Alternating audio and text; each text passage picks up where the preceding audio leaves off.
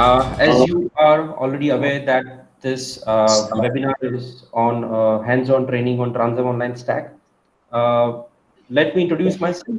Myself is Neerav Darji from Transav Technology. I am with Transav with almost like 2 years. In Transav, we have a wide areas of expertise, and we have served so many industries pan India.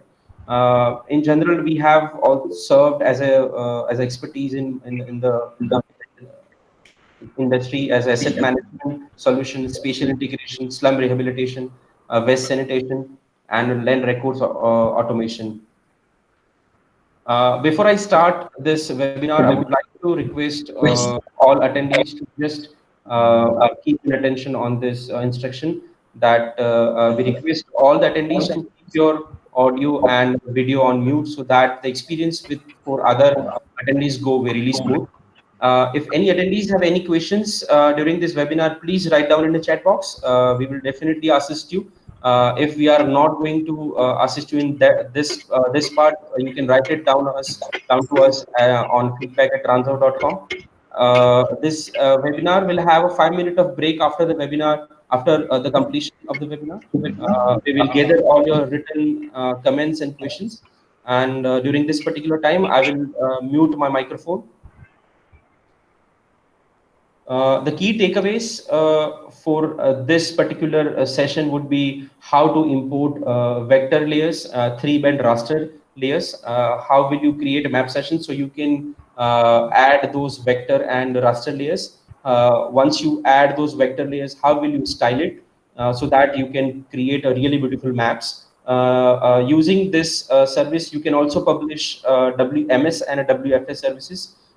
Post this session on web application, we are going to show you how to collect data from the mobile application. But for that, we need to show you how you can assign and enable any server for data collection. Once the data has been collected from the mobile application, you will be able to approve, reject, or resurvey the data from the web application. So let's start with the web application. All right, so everybody can see my screen? Yes, Neerav, it's visible. Okay, so I'll just log in with my ID password.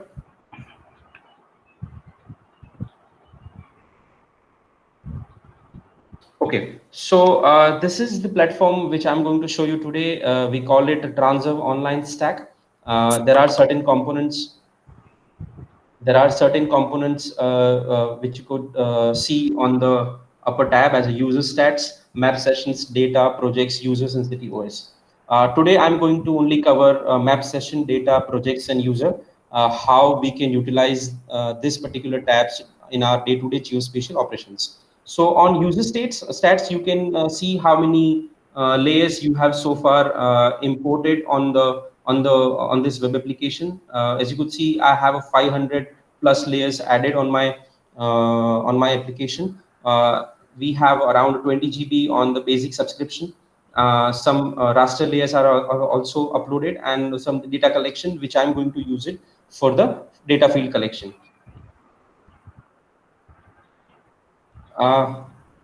Going ahead with map session, it is nothing but, as you could see, as you have experienced on your desktop GIS application, you have a projects. So on this particular platform, we have a map session where you can add all those important layers. You are going to use it for your geospatial operations on day-to-day basis. This is data tab where you can add any vector layers. You can also create vector layers. You can create some groups as per the project. As you could see, I have created some sample group layers here, so you can group them as per the project. Moreover, you can also import your raster layers. Raster layers will have a capacity to enable as a RGB bands. You can also create data forms which you are going to use it for the data collection in the field. Projects are basically, as I said, it will be helpful for your mobile application. and the users you can create as an analyst and surveyor. So starting with creating a map session.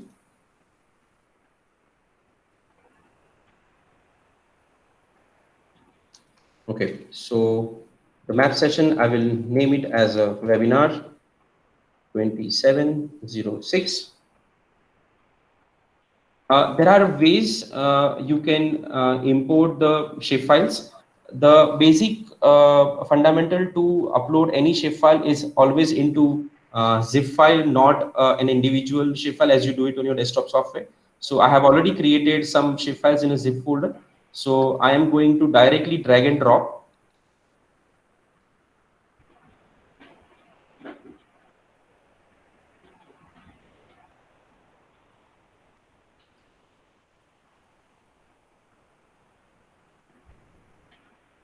As you could see, the data layer has been already added.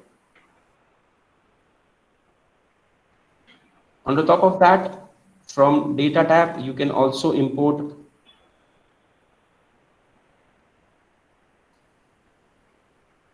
shape files.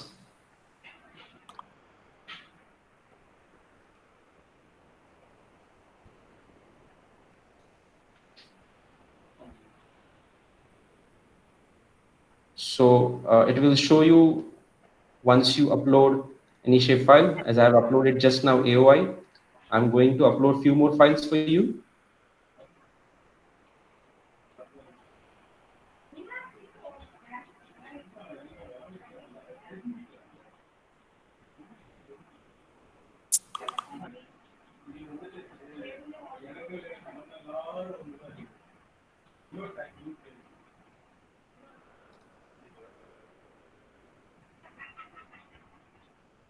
I'm going to upload a raster file here. In raster file, you can also upload TIFF and ECW as well. ECW file will little take too much time, but the outcome will be exactly the same as your GeoTIFF file.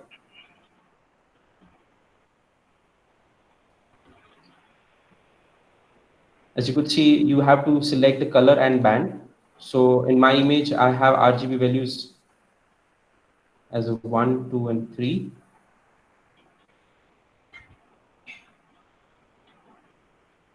So by the time this gets processed, I'm going to add my layers from the map session, which I have just created. There are 3 different tabs here, vector layers, raster, and collected data. Here we have just uploaded 3 more files. So I am going to add them here. As just click on them, add 3 layers.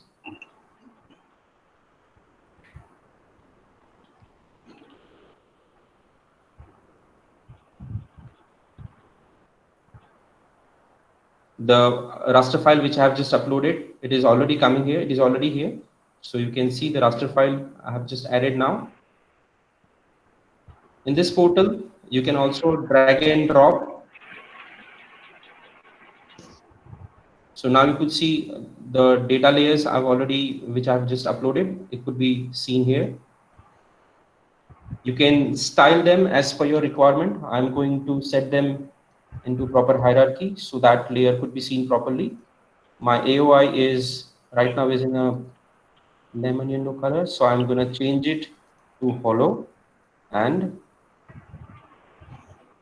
keep the color as red. I can set the opacity here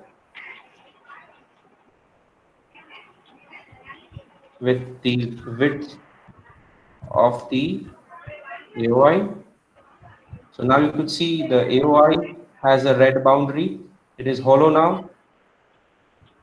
Building footprints are already in almost a beige color with some different colors. So I'll set it up as we have a palettes too. So you can choose the color. If you have a HEX value, you can also type down here.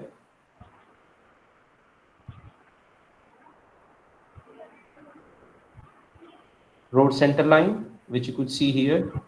It's a very thin line right now. I'm going to keep it as a 3. and opacity I'll make it to 70.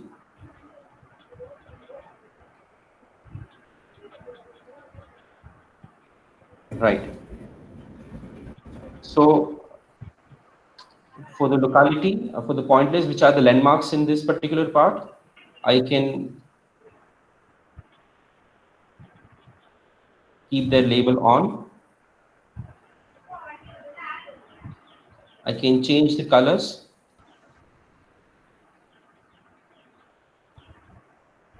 Moreover, if you want to visualize this particular label in a at certain zoom level, you can also set it up. I'll show you in another map session which I've already created. So this map session I've already created before we start anything. So as you could see, the presentation of all the layers are done very beautifully. The blue boundary is AOI, the dotted line are road center line. The points can be seen. Right now I'm at 16 zoom level. You could see here. If I zoom in into after 17, it will, the label will pop up. So that's what I have set it up here. You could see at 0 to 17, the opacity will be 100%, and after 17, the label will pop up.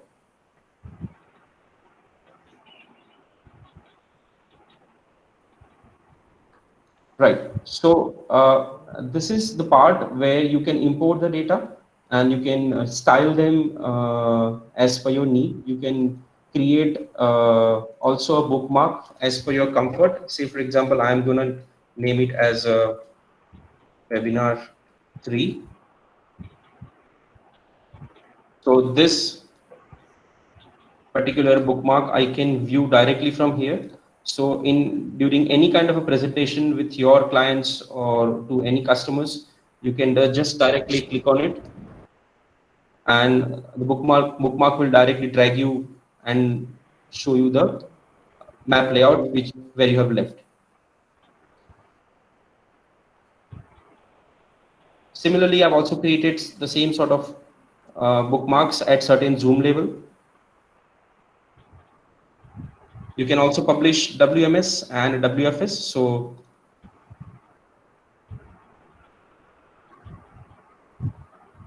after clicking on publish and WMS, and once you say done, it will start creating WMS map URL.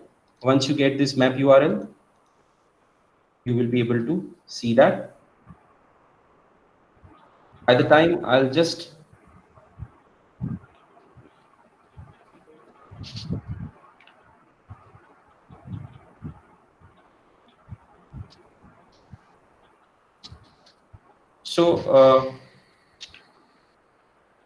I think some of us have a problem with the uh, presentation. So let me resume the presentation.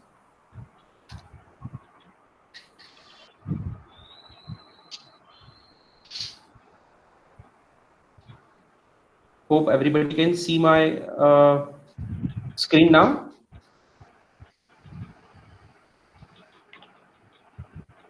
Hope it's visible, right?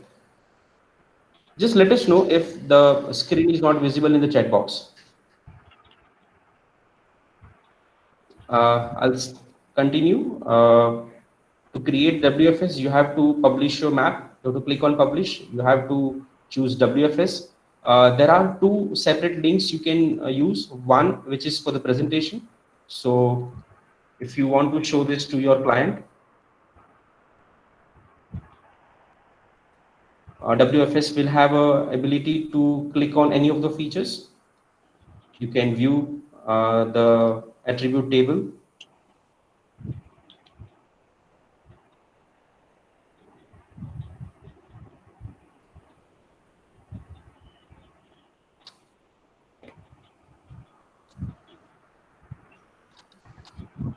Going back to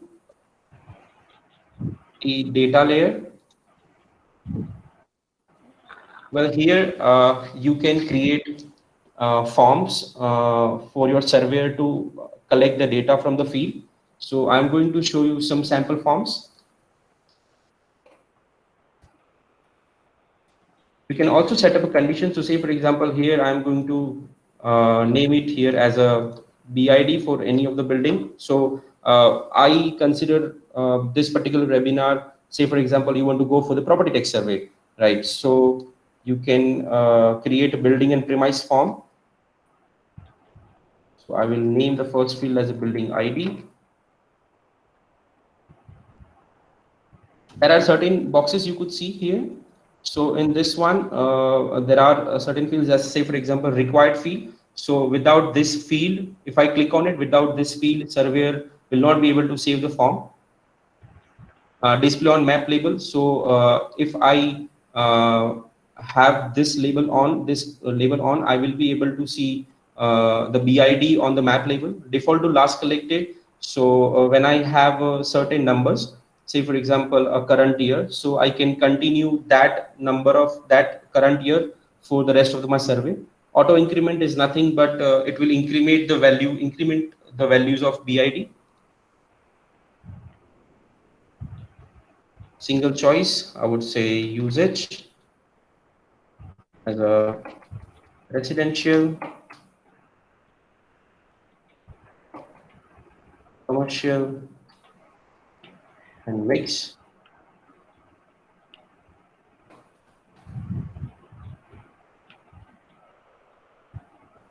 Date of survey.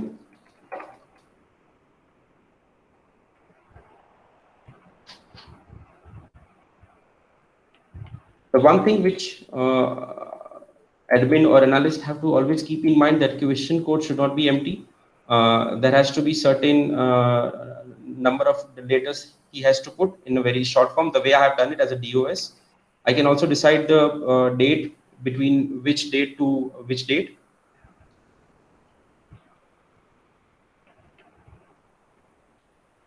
Boolean choice. So if respondent is available,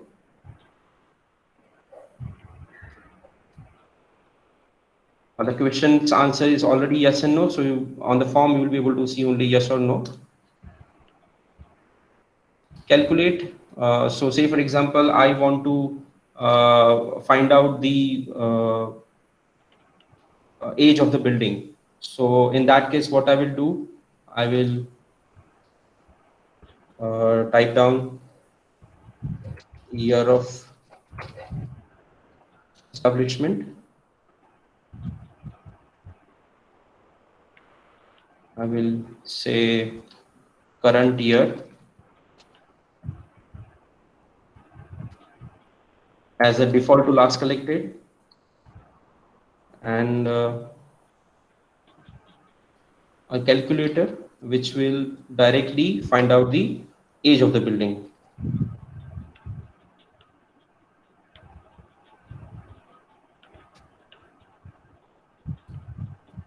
So current year is always the highest number.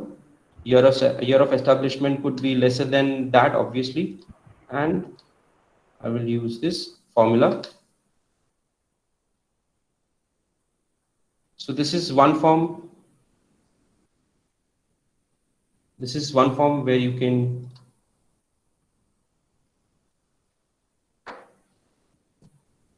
create. You can also assign any analyst. So that you can also do it from here.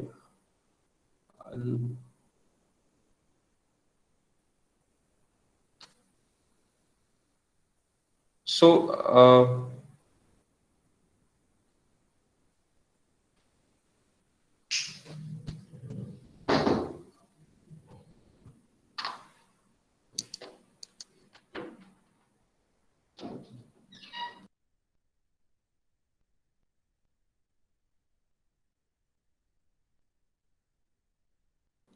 right then. So now I'll show you some forms which you've already created for this demo purpose. As you could see, I have created a building ID in a number format, address in a text format, name of the building in a text format, electricity connection number, In here, we have said it is a Boolean choice. If electricity connection is not there, then the next question will pop up. We have also set up the condition here. If no electricity connection, then there will be conditions. Year of construction, as I have already shown you. Current year, which is default to last collected. Age of building. So there are ample number of widgets you can use for your data collection, and we have used particularly this kind of widgets in our day-to-day data collection part.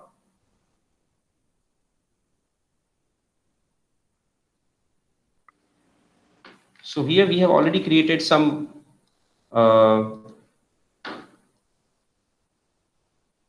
forms and some projects. So I'll show you how to create a project first.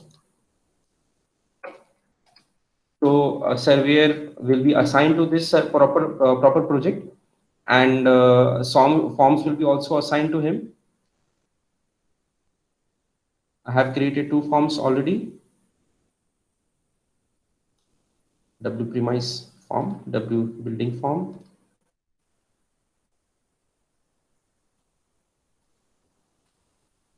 And my project is created now.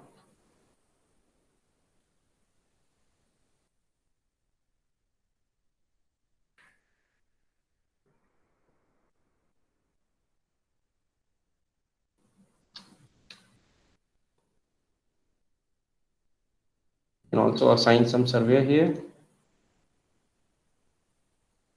So this is how you can pass this base map plus all the survey forms to the surveyor. If you want to share any of your map session with any analyst or any surveyor, there are a facility here where you can create new user. So I'm going to create new user as a John Doe.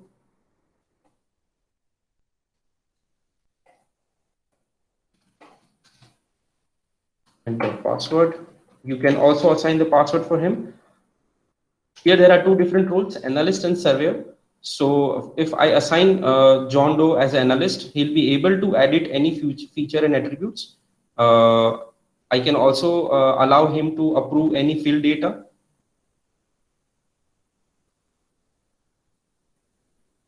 So you could see the analyst has been created. Sooner or later, if you want to change the decision, if you want to assign him as a surveyor,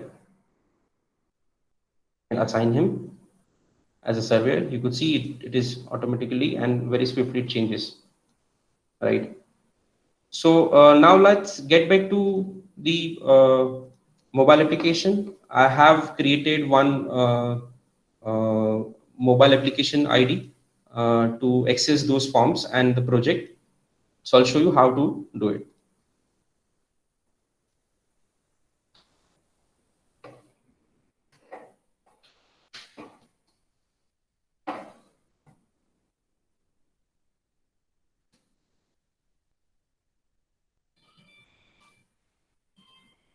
Now, when you are going to access this, organization ID, this mobile application, you will have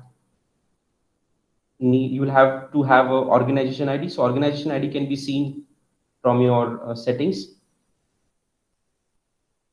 which is TR0316.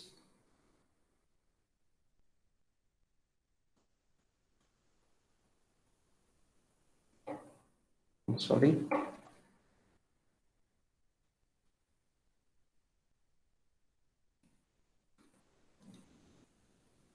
Right. So on your mobile application, you will be able to see these 3 different tabs.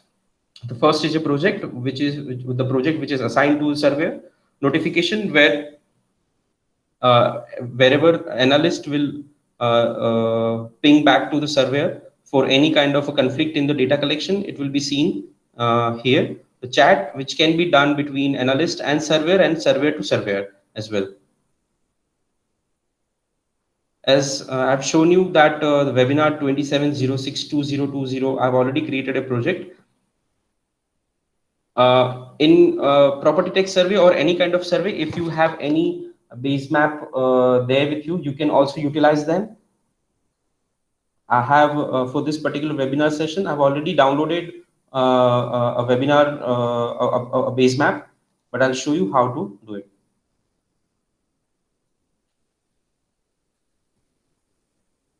As you could see, I can download the base map from here.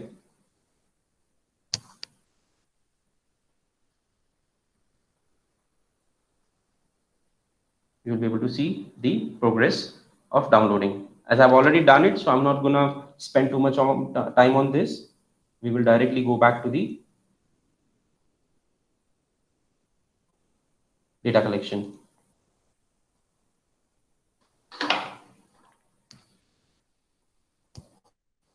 Two forms which are already created. So I'm going to start with that.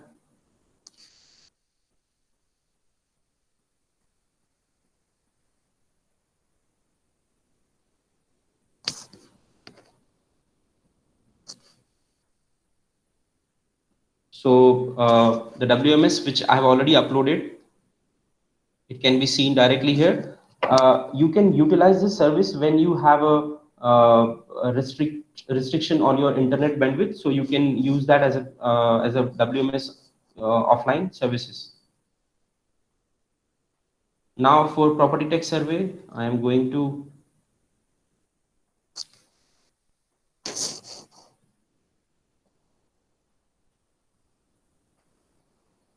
create a polygon here.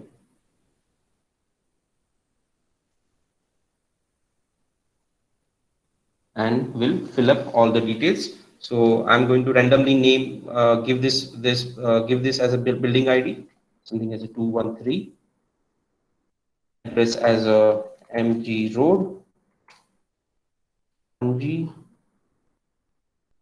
name of the building, Vera Brand, electricity connection, yes. If I say yes, then I have an option to write down the number. I'll just randomly write down as this number. And if I say no here, the option for electricity number, which will directly go off, and it will ask you why there is no electricity connection. So say for example, applied audit.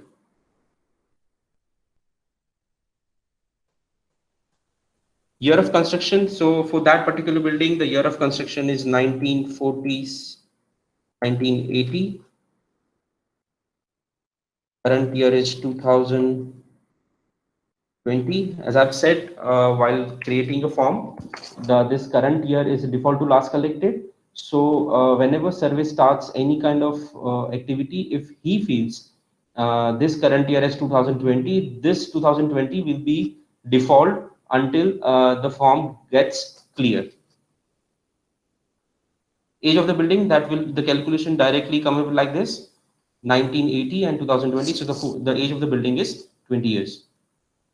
Signature,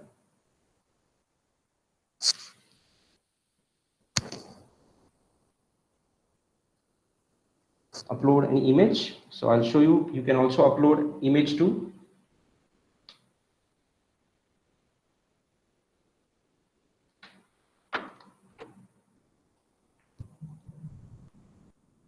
So on this particular part, whichever fields are not filled up, it will be pop up here. It will show you here that these fields are not filled up properly. So wherever there are required fields and you have not filled any information for that, it will the green tick will not come up. So now I'm going to upload it. So the data has been collected for this particular building. Now I will go back to the premise.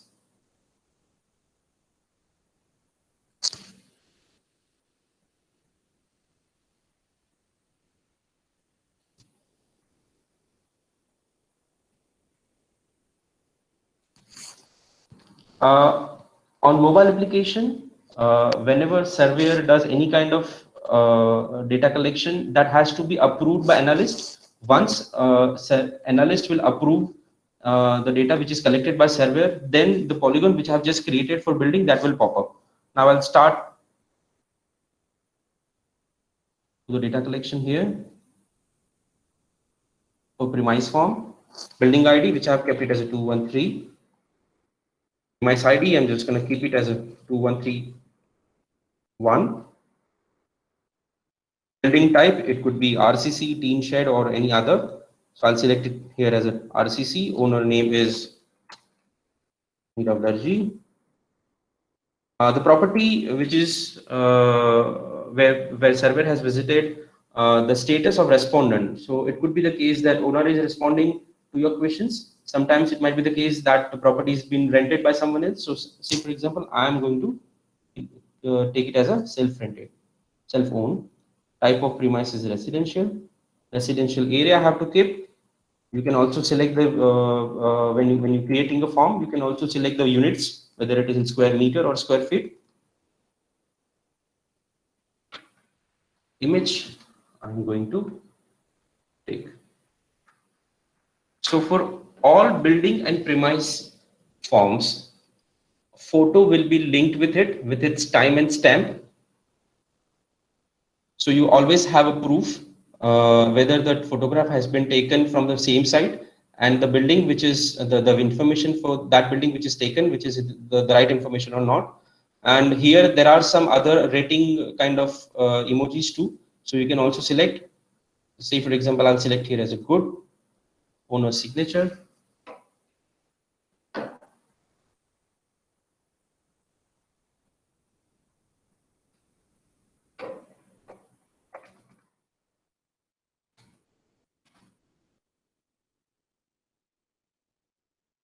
As I said, under the premise form, the information which we have filled, if it's done correctly, you can upload the form.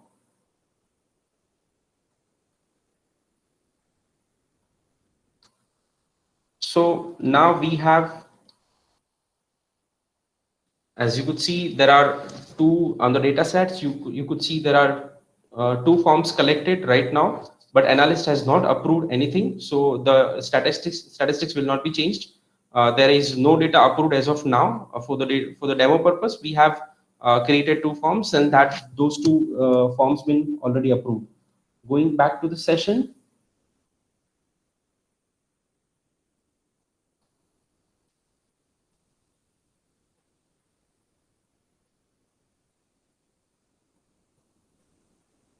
I have already imported this two forms here. I can hide them and I can also unhide them. So you could see the form has a polygon. You can approve this data. Once you approve, the color of the building will be changed for the premise. You could see that green point, the data which has been collected from the field. All the information here. You can also approve, reject, and resurvey. If I say resurvey, then it will pop up on my application.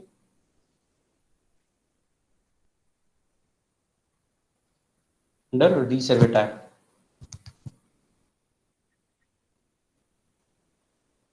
See.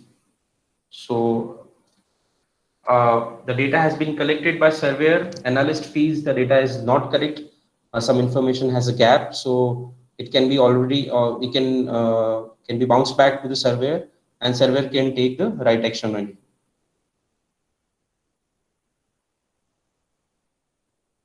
So I'll take this. Say for example, if I want to change any kind of information, rather than it is not 213, I just want to say it is 214 or 2134. Save it. So now this is under pending. Now it will come up here as a fresh survey.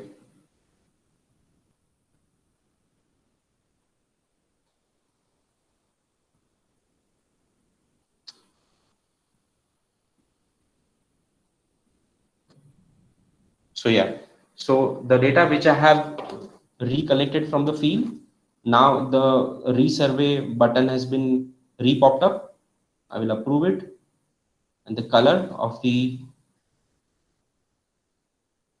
point will be changed to purple.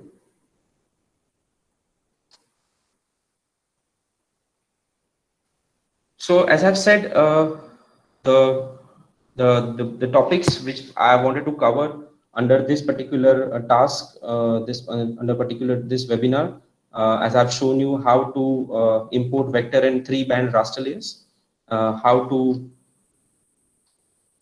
create map sessions, how do you style them. I've also shown you the creation of WMS and WFS. I've assigned surveyors, and I've also shown you the how to create forms too.